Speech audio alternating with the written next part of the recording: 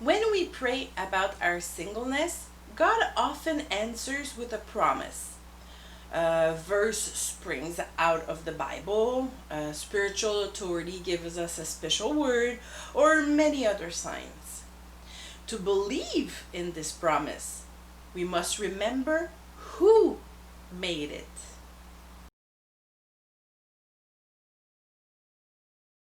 For the Apostle John, it is completely necessary to be convinced that Jesus is the Son of God for salvation.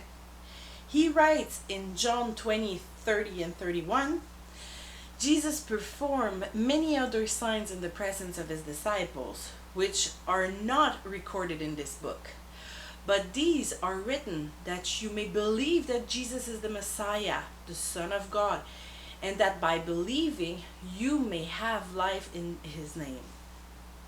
Later, in 1 John 5, verse 4 and 5, he still insists, for everyone born of God overcomes the world. This is the victory that has overcome the world, even our faith. Who is it that overcomes the world? Only the one who believes that Jesus is the Son of God. Why put so much emphasis on believing that Jesus is the Son of God?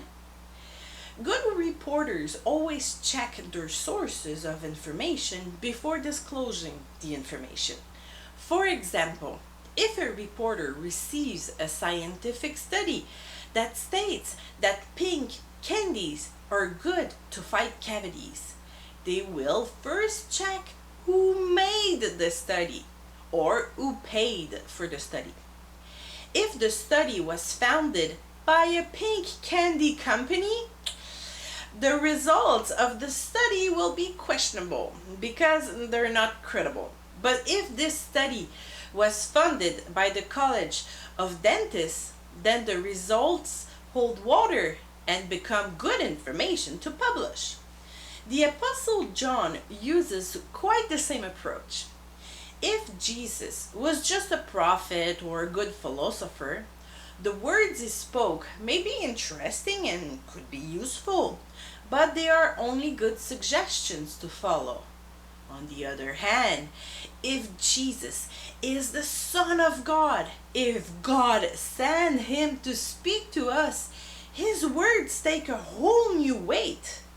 There's a big difference between listening to a teacher and listening to God himself.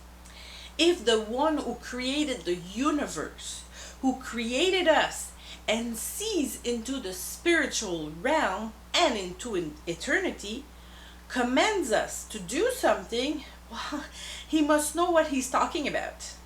So if we believe that Jesus is the Son of God, we will follow his commandments. He who believes that Jesus is the Son of God obeys what he said and also seeks to adopt the same lifestyle. If Jesus is the Son of God and he prayed every day, that must be necessary for all Christian. He prayed for the sick. He was not religious. He did not covet or have extramarital affairs. Yes, he was the Son of God, but he became human like us and was tempted like we are, failing in nothing. If Jesus followed this course of action, we should do the same.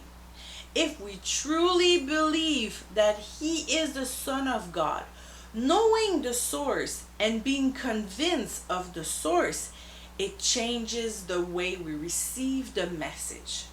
It's the same for the promise you receive from God about your future marriage. If you believe that Jesus is truly the Son of God and that he cannot lie, and so has made you a personal promise for your future marriage, well, don't doubt. Refuse discouragement. Your promise was not made by just anyone. It is not yet time for the message to come true, but that time is coming soon. The message will come true. It may seem like a long time, but be patient and wait for it, because it will surely come. It will not delay. In this verse, The prophet refers to a promise related to the judgment of the Chaldeans. But if God says he will accomplish this promise, he will do the same for all his promises. All the word confirms that when God promises something, he will do it one way or another. So stay firm in your faith, because the one who made you this promise is faithful. Also, stay open to the way that God might fulfill this promise, because he could use a method that you had never thought of.